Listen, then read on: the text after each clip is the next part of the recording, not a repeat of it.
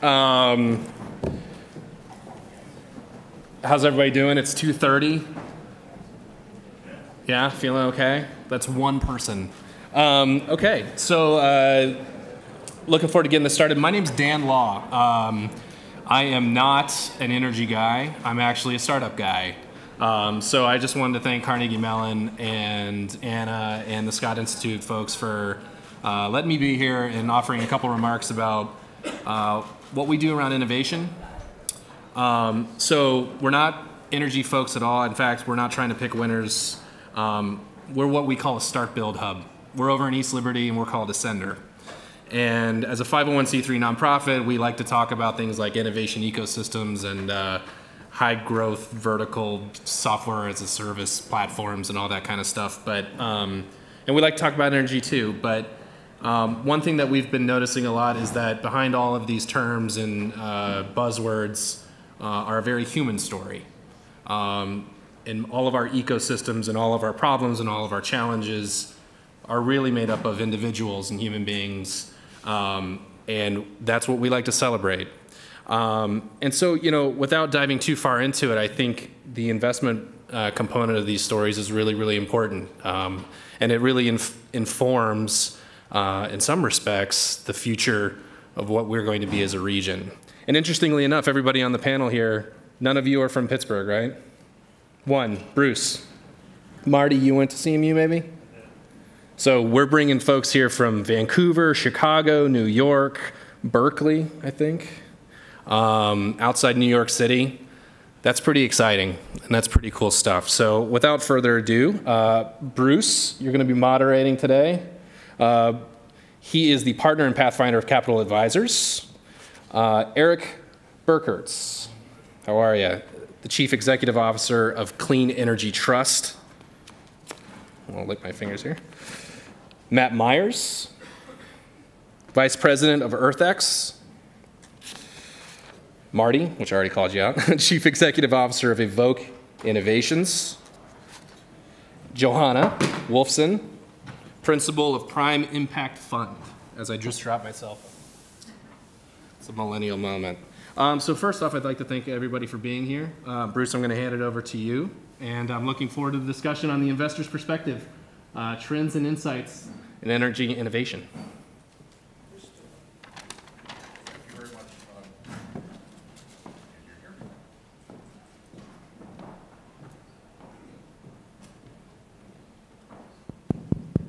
Okay, there we go.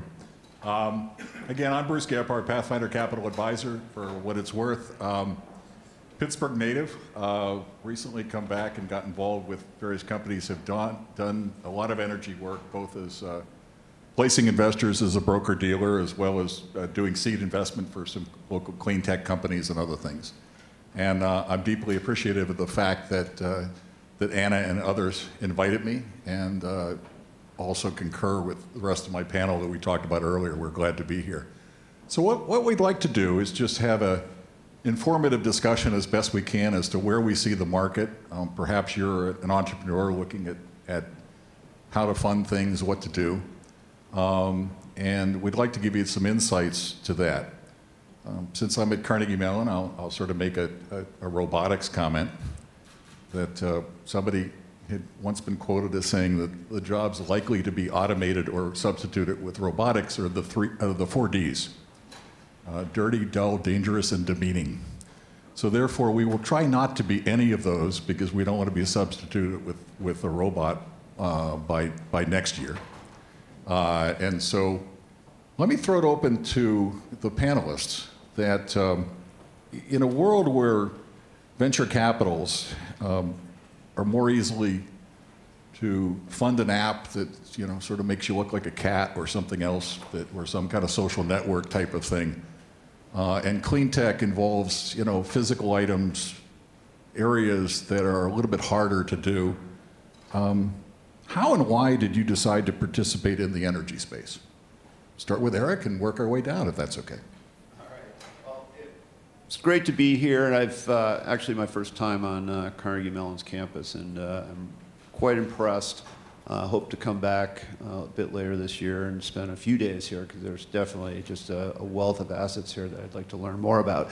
But so, you know, I became involved sort of in clean tech and energy by beginning my career in industrial products right at a time when it became apparent that rather than sort of trying to sell these products on feeds and speeds, that you could really construct a pretty compelling financial argument around energy savings.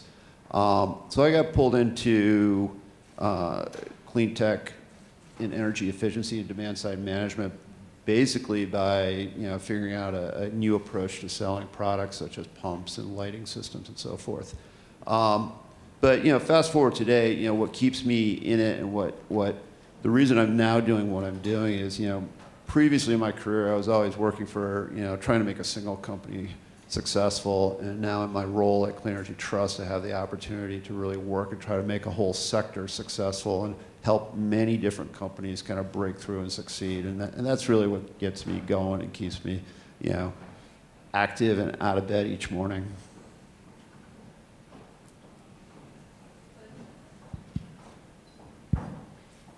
So the question is how we wound up in investing in clean tech? Correct.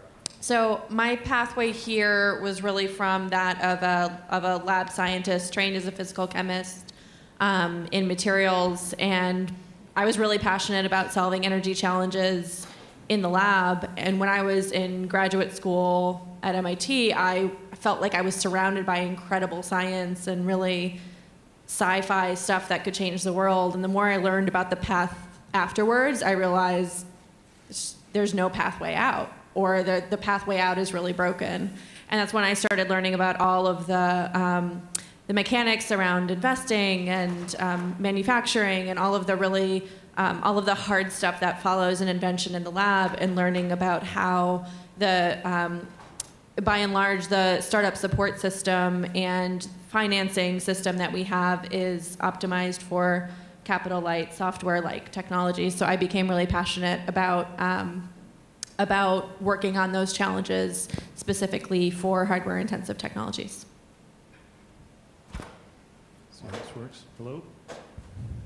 Hello? There we go. So Marty Reed, my path, shortly after graduating Carnegie Mellon, I moved out to Silicon Valley and was a classic tech entrepreneur, did 5 startups, and went through kind of that personal decision point in my life where I said, enough developing apps for kitty cats, and I really wanted to dedicate myself to issues around climate change. And when I made the decision to switch over to venture capital, I had the good fortune to partner with a few folks in Berkeley who are like-minded. And so from that point on, really drove down the path of making investments around that sort of climate thesis. And now just recently, I guess now 2 years ago, made the decision to move to Vancouver. Call me a Trump refugee, I guess. But we launched Evok with a different focus, which was, or a more specific focus, I guess, which was instead of trying to transform the energy sector from Berkeley, and no offense to Berkeley, I love Berkeley, but I've now partnered with some of the world's largest oil and gas companies, and I'm helping them drive towards a zero carbon future. And so our model is now somewhat akin to what Dave was talking about with Breakthrough Energy Ventures, in our case just specific to that one thesis around industrial processes. So that's my background. Hi, I'm Beth Zotter from Cyclotron Road. My foray into this area, I think, started in college, I guess, when I, at that time, I feel like the emphasis on achieving environmental goals is really about regulation. And as I went through grad school, it started to shift to the idea that you can make money while doing good things for the environment.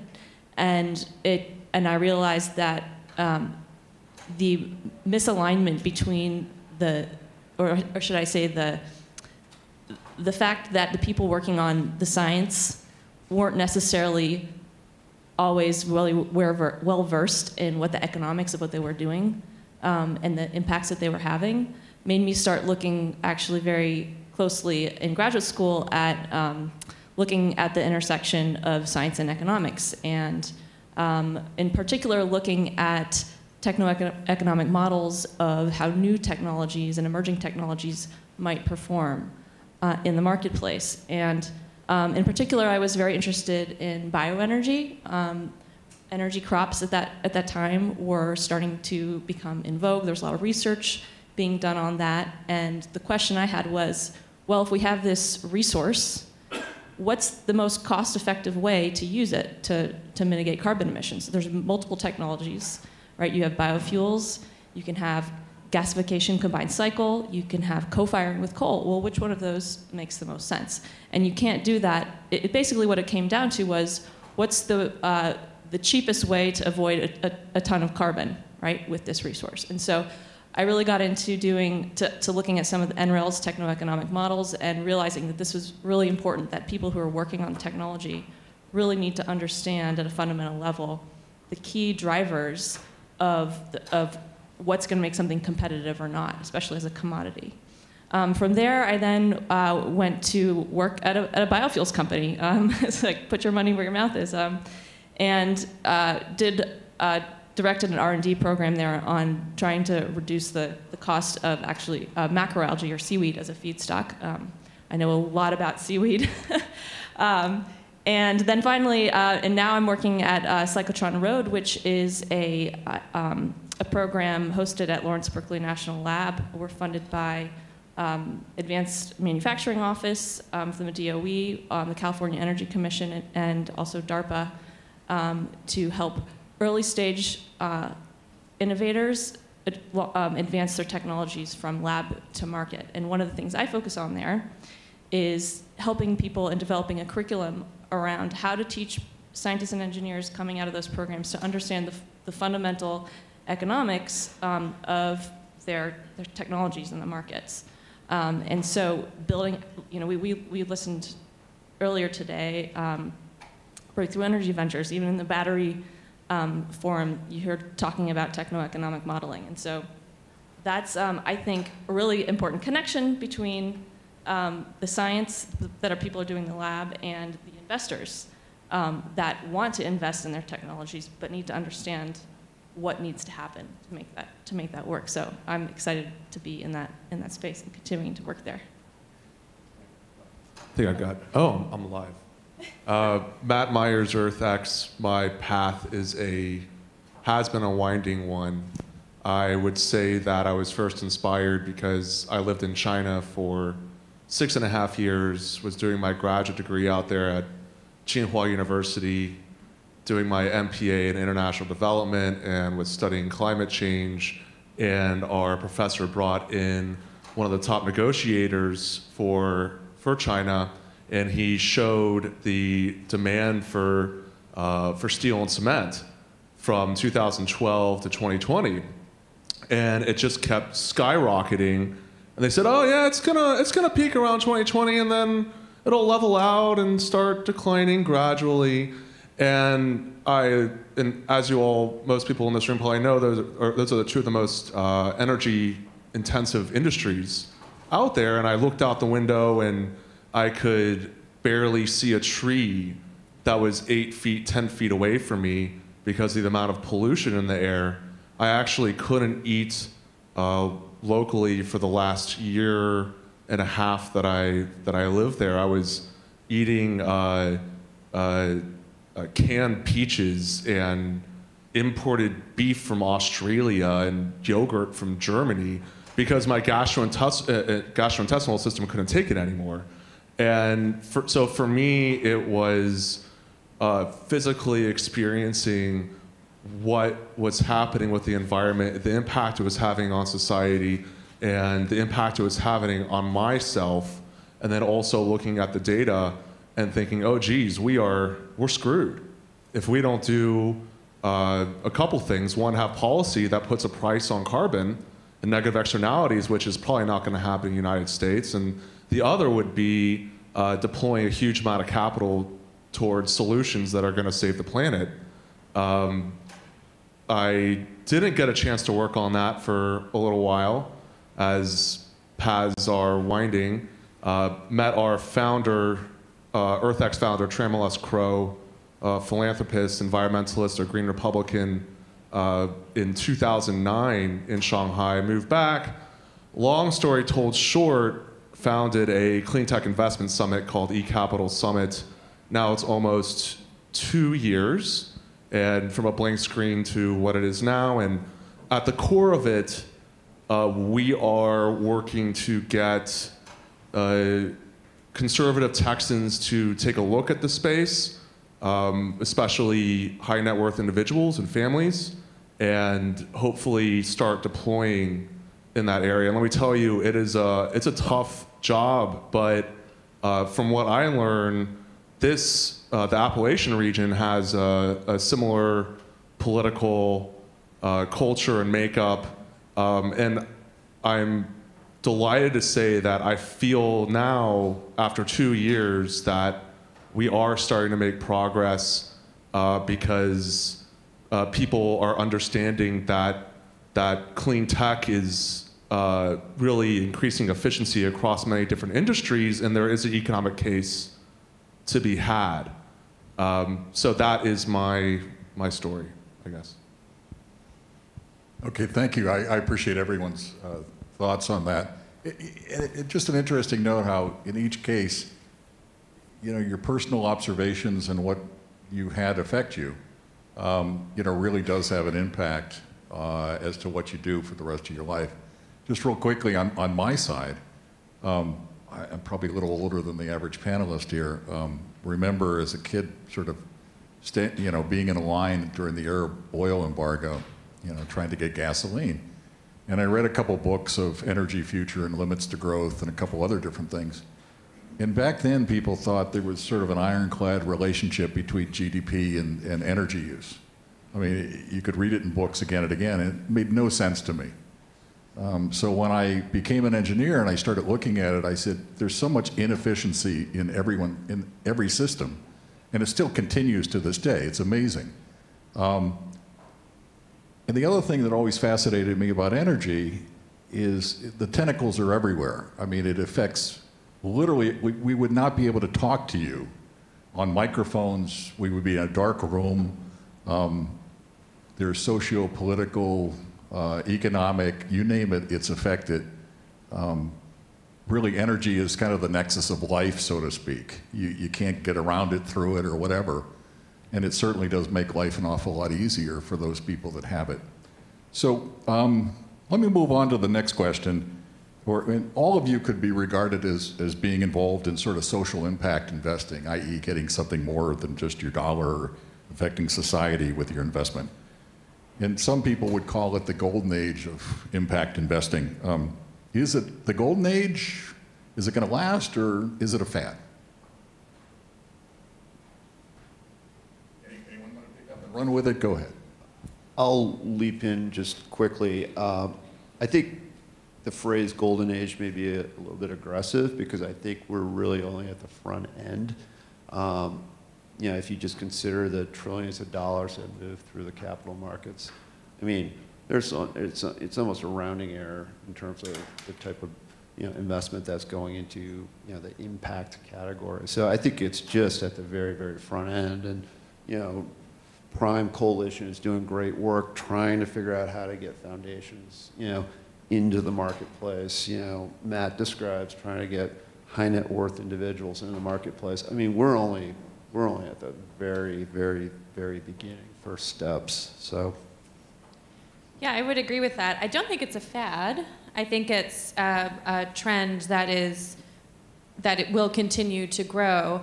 I think it's a very imprecise term. So I always, when I get asked about impact investing, I always try to understand what someone means by that. And there are shades of what that means, and I think some of those shades are represented on this panel, which is great. So sometimes that can mean profit-seeking capital, seeking impact alongside it. So there's absolutely no concession in terms of what's being sought. Sometimes there is what's called concessionary capital that's looking to take, that's all right with taking some lower return, or accepting some lower return, or taking higher risk with some trade-off for impact. Where Prime is on that is we are unabashedly impact first, but we're only able to do that because we're using charitable philanthropic capital, and it probably would not be appropriate for most venture funds to take that approach. So I think there's a whole continuum, and it's useful to describe it because I think that as we see that trend evolve, it'll kind of move if from one end, which is more kind of double bottom line focus. Yes, we're in it for impact, but we're also in it, we're not surrendering any returns. I think that's where we're seeing the trends start, and it will, I think, continue to evolve along that spectrum is my guess. I'll jump in. My perspective on this, having been through a cycle or so, 2007 was the golden age. Of course, we were completely clueless and lost all of our money. So be careful what you wish for. And so from that peak in 07 through now, we're still down 90+%. And cleantech as a percentage of venture capital, which is my particular focus within the capital stack, still is only about 2% of the overall capital going in. I do, however, have reason for optimism. There has now been an emergence of some new models. Obviously, we talked about Breakthrough Energy Ventures. OGCI is an example in the energy sector, which is a consortium of roughly 10 global energy companies who've put in $1 billion. I'll do my own Evok. I think what we created at Evok is an interesting approach where we take some of the attributes of traditional financial venture investments with strategic investing.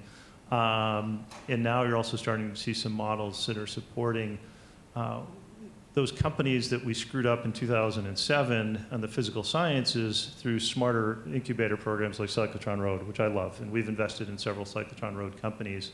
And if you're in the physical sciences space and trying to commercialize, I can't recommend a program higher, and I hope they replicate this. I know they're starting to replicate it in national labs, but I hope that universities are starting to look at that also. I think it's a fantastic model.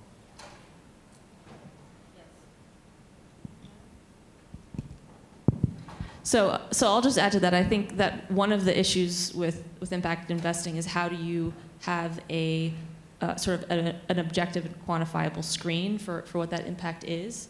And it's very difficult if you're an investor to all of a sudden understand how you can condense all the nuanced metrics that could go into something like impact, which as a word is, as Johanna pointed out, is incredibly vague and can capture a lot of different things. I think one of the things that Cyclotron Road does is it provides a very highly vetted filter and screen for technical merit. And not just technical merit, but also we screen for sort of the personality characteristics that we look for in our innovators that we think will lead to successful outcomes.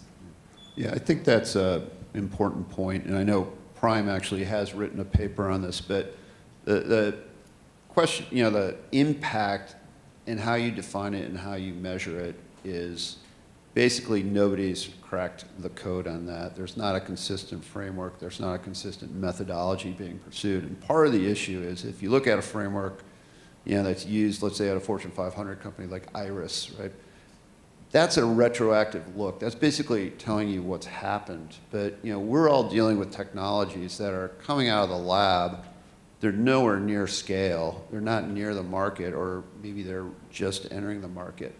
You really, to measure what their potential impact will be kind of on a forward-looking basis is incredibly difficult. And the danger, I think, is that there'll be a propagation of different approaches and methodologies, and suddenly people will get concerned because they don't know who to trust, and it may actually scare capital away from the space, particularly those people who are approaching it currently with an impact lens. Yeah, I agree, and I do a lot of work in a conservative part of the country, and I've had to shift, and it's ROI first, impact second. Now, impact, what does that mean? Yeah, you want to have a positive impact on society, on the planet. Who doesn't? But at the end of the day, it's also about ROI. People want to make a return on their investment.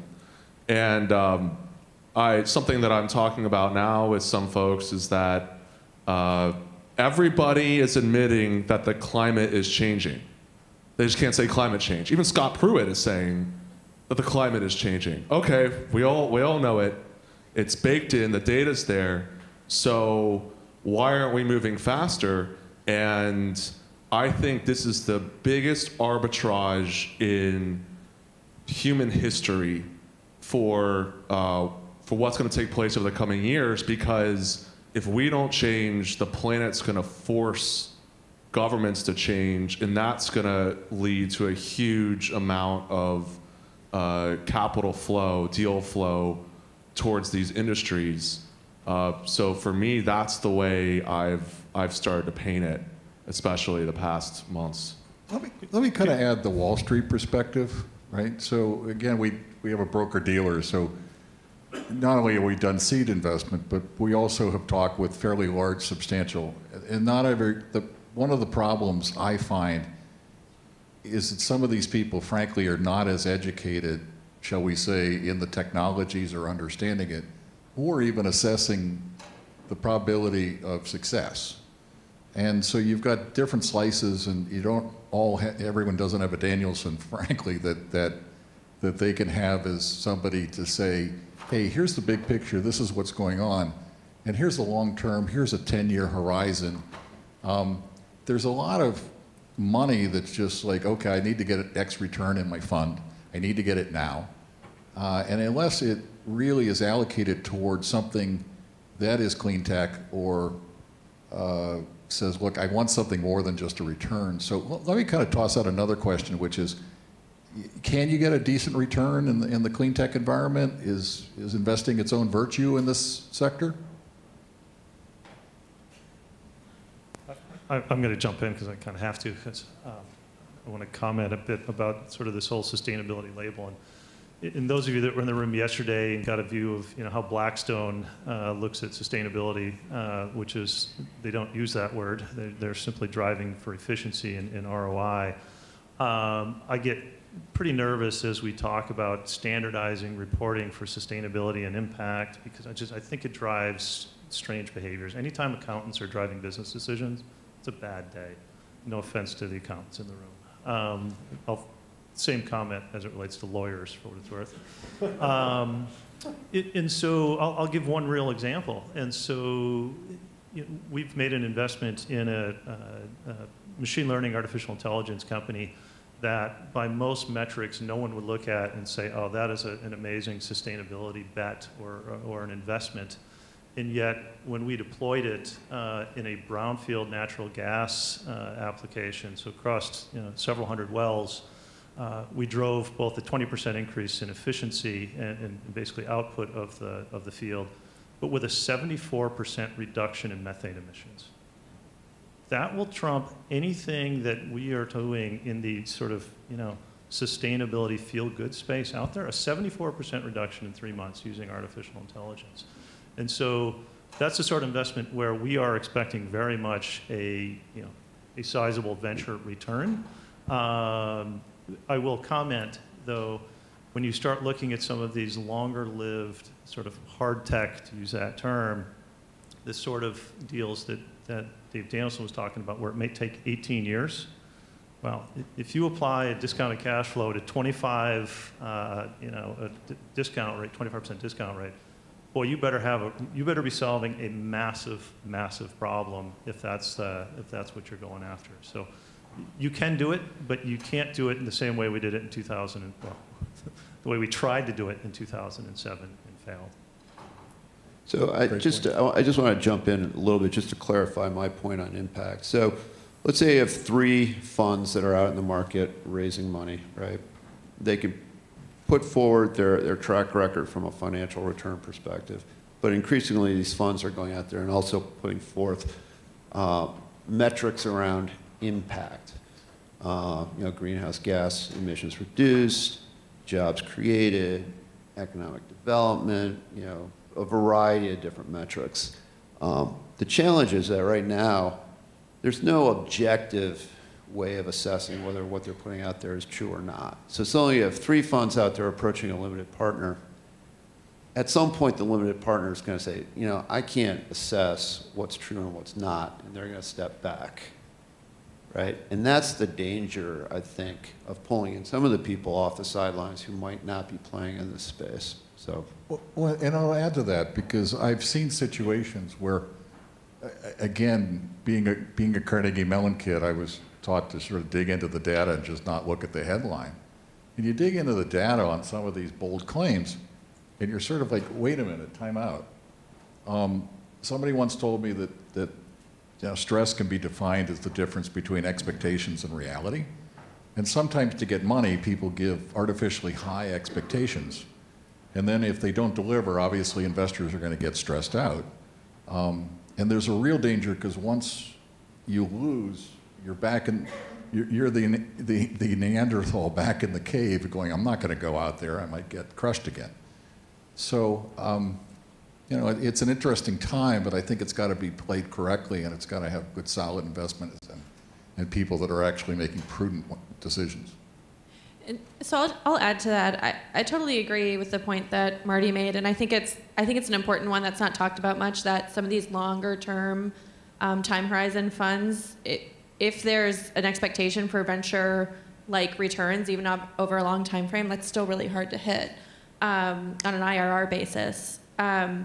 But I think it's important to the root of your question. Can there be money made, or is virtue its own reward? I don't think it is its own reward. I don't think impact can be achieved unless big new companies are built that achieve commercial success. So I think ultimately the only viable pathways are one that are commercially attractive to commercial capital. We don't look for a return for our capital when we place philanthropic capital into companies, but we would never do it if we didn't think that there was rent-seeking capital, venture-style capital, ready and waiting to take it over from us. So that's kind of how we try to square that circle. Okay, we're about a little bit halfway through the session. We want to leave a little bit for Q&A toward the end. So I don't want to be political, but just factual. The recent change in administrations in Washington, how has that changed your perspective on investing in some of these sectors? Okay, we'll move on. I'll jump in. I moved to Canada because I had concerns with the U.S. political system. I'll be blunt. And top of that, Vancouver is a spectacular place to live. I think we all just about jumped off. Well, I'll speak for myself. Sorry. I almost jumped off a cliff 2 years ago or whatever it was for fear that the world was going to end. And when we all stepped back, a day later, the president actually does not have as much power as any of us may fear. And we were, at least in my camp, quite pleasantly surprised with additional funding for RPE and the like. And so I think our worst expectations are proving to not be the case. And life goes on. I will say though, and I will wave the Canadian flag, living in a country where we believe in science, we've put a price on carbon, and we are moving towards improved policy is refreshing. And for the first time, I'm seeing a pretty significant migration of talent north, as opposed to just a migration of talent into Silicon Valley. And that's, whoever has that brain, the advantage on intellect will win in the long term. And if the U.S. doesn't solve some of this immigration, I'm more concerned about immigration than I am about our climate policy right now. If we chase away talent, we are in trouble, as speaking of the United States. And what has Canada done in the last 6 months? Every day that the U.S. tightens its immigration, Canada opens its. And that's what I'm most fearful of. Thank you. Anyone else? Anyone else moving to Canada? I think we should just all look at depoliticizing the word clean tech, and let's look at the economics of it and what it means for the United States to be a leader in these industries for the betterment of everybody, period. Okay. This November, vote for it. I'll add one or two things, and my perspective is a little bit different. And because one of the things dealing with tax credits, which are the currency in solar and wind and some other different things, right? unique clarification from the IRS, because while one side of the government says you could do this and they pass the law, then the IRS sort of says, no, no, no, you have to do it this way, and you got to stand on your head and something else, and I'm making that up, but they need compliance with existing, Treasury regulations. So when I heard, for example, well, for every regulation that we put in place, we're going to take 2 away. Well, there's these things called rev procs and guidance and things like that the IRS has to give that create certainty for the industry to make sure that they're doing things that they know they're going to get the credit. And unfortunately, and again, I'm not quite sure why, because I think both sides blame each other, there's some positions, particularly within the IRS, that are unfilled since the last administration. Well, if the traffic cop isn't there to tell you whether you can go and the light's out, it kind of makes it a little bit difficult to figure out whether you can kind of make a right-hand turn, go straight, or anything else. So I'll add that as my perspective. It's a little bit different, I think. But aside from that, I think the societal issues are still there, and people are pushing, and you can still make a decent dollar from these kind of investments. What about Berkeley? How do people feel in Berkeley? Oh boy. Is this working? I'm an employee of Berkeley Lab, so indirectly report to Rick Perry. But actually, he visited the lab just last week, actually, and unless he was really putting on an act, he was really impressed with what we were doing there.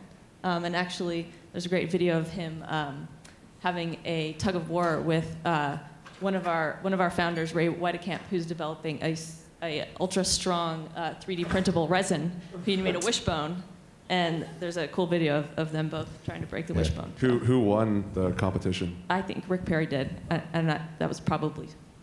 I'm not sure, but I suspect that was engineered. So let's kind of move on, and the reason why I sort of asked this question is to get insight as to, what you've learned over time. What was your favorite energy investment, as well as one you thought would be world class, but ended up not so much? Describe what you learned. I'll take a crack at it. I'll abstract the question a little bit if that's okay. Absolutely. But, yes, one learning experience for me has been I get really interested in the technology and the cost perspective and the business model and all that, and taking on the impact lens, which for us is about greenhouse gas emissions. Just realizing how many new developments out there are potentially very impactful, are potentially innovative and could make a good business, but might not move the needle in a big way on greenhouse gas emissions. And so one of the things that we've developed internally that Erik alluded to is an internal way to project out forward-looking greenhouse gas emissions. And I've learned that some of the technologies that I get excited about and think that they could be really good businesses, like say a battery separator membrane or something like that, really compelling from a business perspective, actually doesn't have necessarily the climate impact that we might be looking for. So that's a lens that I'm increasingly seeing filter things out for us. I'll jump in. I will say, and this goes back to 2007, but we were the largest shareholder in a company called Solazyme, which was one of the early biofuels or bio-oils plays. And we thought it was going to be fantastic. We went public, $1 billion valuation, and today it doesn't exist. And it doesn't exist because of the shale revolution, frankly. And I think that is a trend not to take lightly, obviously. And when you think about long-term price on natural gas, the other to think about is when electrification of light vehicles takes over and demand for oil drops, now you're going to see oil become super cheap. So if you're a biofuels play trying to compete with super cheap natural gas, super cheap oil, good luck. And so it's just a space that I know a lot of people talk about and are excited by. I'm scared to death of it. I don't know what it would take to convince me to get back in. On the flip side, what am I really excited about? I mentioned, this investment we made in an AI company. I think there are unbelievable opportunities for AI in industrial applications that will have a massive impact in terms of efficiency and emissions in that space. The other one I'm really excited about, we've made an investment in this, is synthetic biology. Applications with new gene editing tools within synthetic biology are amazing, and we're now pointing those towards various industrial applications. I think there's a lot of promise there. Erik?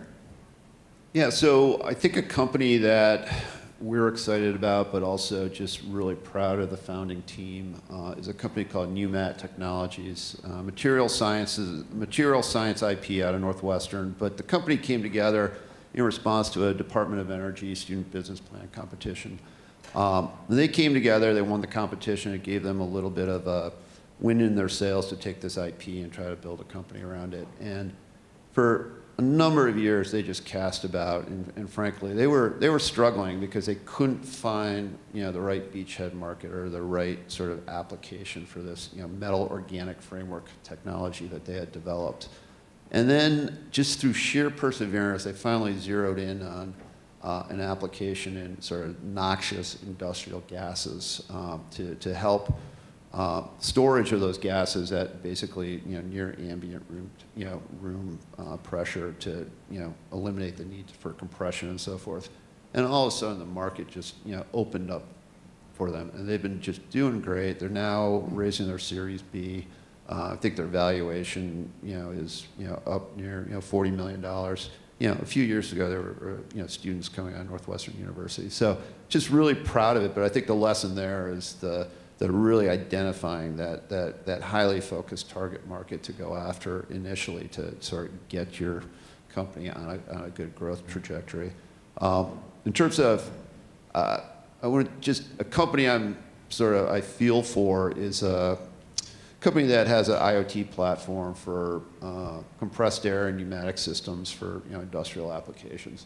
Great technology, but what they bumped up against and what they're bumping up against is just how difficult it is to sell into an industrial facility if your product touches a production process. Because the plant manager, they don't want anything disrupting their production flows, and they're not going to take a new piece of technology and let it touch a mission critical production line. And great technology, they just haven't been able to break through on the sales side. And I just feel for them because, great team, great technology, but, just a really tough market and a real tough sales cycle. Can I go off script for 1 second? No. This is just a sort of counsel for any entrepreneurs in the room. I know Newmat fairly well, and I think it's an incredible example of, MOFs are not sort of household, terms that everyone knows. There was an incredible technical depth behind the company, but in my opinion, where it really came to shine is they've got a CEO that is amazing, and he's amazing at doing customer discovery. And for those of you that are trying to build a company sitting in a lab, you don't learn anything sitting in a lab. You only learn stuff by getting in front of potential customers. And Ben has been he is out there. And when I sat down the first time, he's like, I talked to 100 in this vertical, I talked to 100 customers, this, boom, here's my learnings, and I was like, just blown away. And so you do not have a company until you've talked to 100 customers and really, really know the pain point that you're going after. Great example with Newmat. I'm going to give my quick example, and I appreciate that, and actually it's going to lead into the next question on what advice you'd give an entrepreneur. But I'll give a shout out to company that won last year's Clean University Prize, which was Robotany. And it was like when you see something that you say, wow, this makes perfect sense. And indoor vertical farming, as Dave Danielson talked about, we're going to have food issues. We have water issues. We have fertilizer runoff. We have a wide variety of different things. And again, they use LED lights. It's 40 feet high. They're building, they just finished their Series A in the fall for $12 million. And on the south side, they're going to be making, produce that's now selling at Whole Foods, but they're going to up their production dramatically. They buy wind power for the LEDs. and they use robotics to keep the cost down and to make it hyper efficient. So when it's 10 degrees below zero outside in Pittsburgh in January, let's say, they're still going to be just producing fresh produce. It also helps in the waste because it's going to be, instead of trucking it from the Salinas Valley several weeks, it actually shows up, and a couple hours later it's on the supermarket shelf, so it lasts longer. So food waste and creating things on one end of the country, shipping them to the point where it only turns brown and no one buys it doesn't make an awful lot of sense. The other thing I'll add is on the other side of what doesn't work, if there's anything, and particularly the larger the CapEx, the more consistent that margins have to be over time. I mean, I did design work on the Great Plains coal gasification project in the 90s when we were, quote unquote, the Saudi Arabia of coal. How'd that work out? Wasn't my investment, but sort of saw it. That's consistent throughout with energy and how you get savings. So, but with that said, let me move on to our final question before we turn it over to everyone. What advice would you give to a scientist / entrepreneur in the audience who wanted to start a company? I was going to say cyclotron. Here we go. I'd say keep your eyes wide open. Be your own. It's hard because you have to be extremely optimistic but extremely critical at the same time. One of the reasons why I really encourage people to build their own techno-economic model is because you just need a spreadsheet in Excel and a few numbers. But because if you are the one, if you're the technical person, you have much better insight into what the potential of that technology is. But then building that spreadsheet model allows you to then connect what you're working on in the lab with whether or not it actually moves the needle in the marketplace. And a lot of times they're totally disconnected. A lot of times the things that scientists want to work on, the sexy material or technology, has nothing to do with the actual cost of the product or the facility. It's something more mundane, like pH or the type of metal you're going to use in the processing plant that you need to build, right? So I'd reiterate what Marty said, talk to people. Doing customer discovery, it's often uncomfortable for people, particularly people who are more comfortable working in the lab, to go out and talk to people. But you'll learn a lot just by talking to one person, and information that you'll never be able to Google, right? Or be able to capture in the lab. Anyone else? Just want to echo this. Get out of the lab, get uncomfortable. I'm actually sitting in on Beth's techno-economics course and working really closely with one of the teams that's going through it. And I see directly this tension between wanting to be precise and correct, and how that prevents technical founders in particular from just guessing and have someone say, no, that's wrong. This is the answer. That's what you want. You want to get to that point, but you can't get to that point until you get out of your comfort zone. So, Erik? I think Marty called it out, that customer discovery is key. One piece of advice that, it just always dumbfounds me that I even have to articulate this, but we see it too often, is just be honest, be truthful, because it is just, I'm always just surprised at how often, particularly young entrepreneurs will step over the line, will not necessarily come forward with the full truth about their product, their technology, their success in the marketplace. The truth, it's a small community. People talk. It's amazing how the truth will find daylight, and just you'll garner more respect and gain more ground with investors if you are above board, honest, and transparent about your business. So, sorry I have to even say that. So. Yeah. No, I think that's absolutely correct. I'll be quick. Just one other addition would be find a partner. And so, particularly if you're a technical founder, find someone with that business acumen that can really strengthen your weaknesses. Yeah.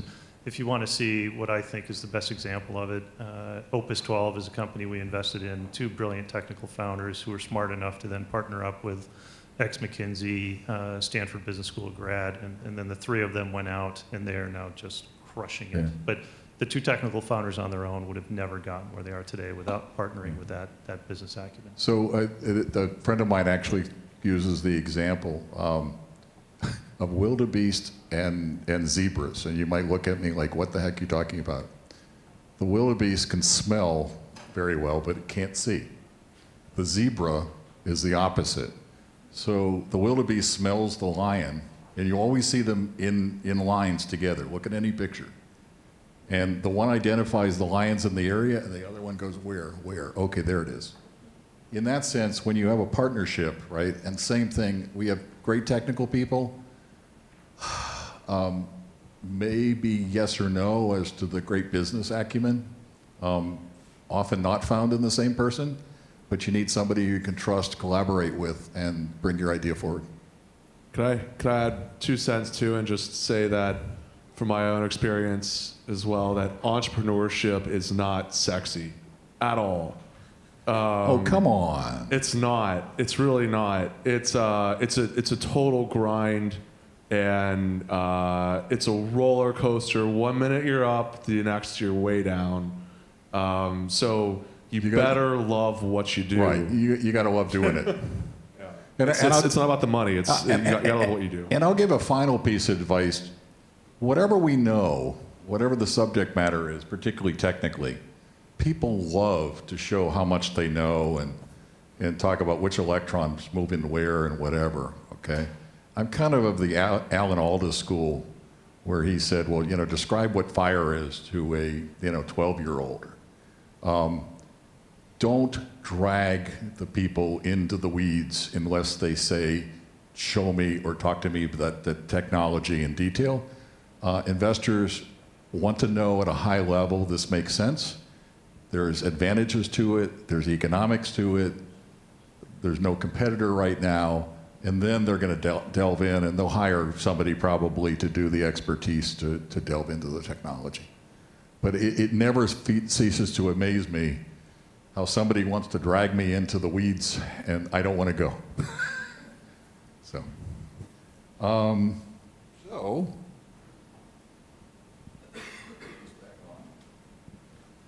got 1 or 2 minutes here. What are the exciting new tech areas you're seeing and investing in today? This could be the last and final question. I'm not going to say blockchain, so. If you say blockchain, your value just went up 4 times. But I agree with you. Go ahead. Well, the deal I'm working on right now is in energy storage with exactly the thesis Dave was talking about earlier on long scale. So plus 8-hour, 12-hour energy storage, and she knows a bit about the deal. So. Yeah, low-cost storage. Also, I think Dave did a great job this morning laying out some of the most important areas. And we are, as I said before, driven by greenhouse gas emissions reduction potential. So we don't have a sector focus or anything like that. But that's one area. We're looking very deeply and carefully at carbon capture, as well as we're interested in where we can have a role in funding nuclear technologies as well, and where it's appropriate for philanthropic capital to fund something at a small scale, or if there's a thesis there for us, just to name a few areas. If somebody's looking for seed or pre-seed funding, what's the best way to go about getting it, or who to talk to? That just came up as a question. I'd say apply to a cyclotron road. We'll provide you runway, seed funding access to a lab, and time to figure out what your product and market is before you essentially get married to an investor who might have different expectations. Okay, the line forms right over here after the presentation.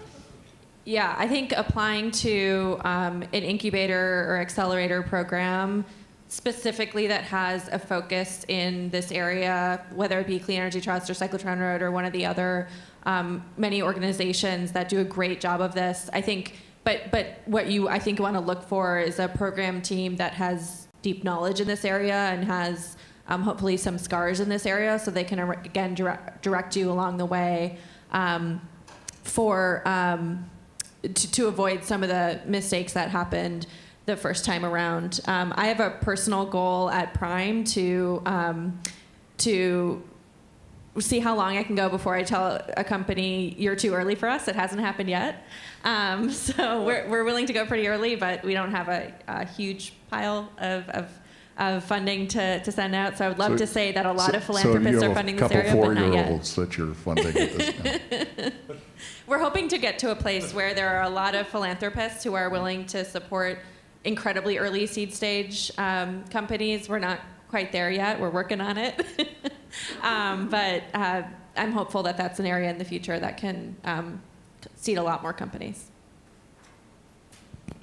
Just grant funding, SBIRs, ARPA-E, I mean, work every grant possibility for non-dilutive funding. I'll answer this one just because I think this, it may be somebody else knows differently. In order to incentivize investing, is there lobbying being done to make capital gains on a clean tech investment tax exempt? We just went through the major, tax overhaul. It actually made it more difficult for things with tax credits because people, particularly corporates, are now taxed at 21% versus 35%. And I don't see any new tax legislation that's going to change anything, and you got to get both sides together to agree, and that's difficult in Washington. So I think we've reached our time limit. Anna, is that correct? She's giving me the thumbs up. I don't know whether that means continue or you're done. I think it means you're done. We're all going to thank Anna, who we have dubbed as a group the anti-entropy for those scientists in the room, i.e. she is one of the most organized people that you ever want to meet. And we think there may be 2 or 3. Yeah, give her a round of applause. No, not for me. So thank you so much for inviting us. No, this is when I cut you off. This is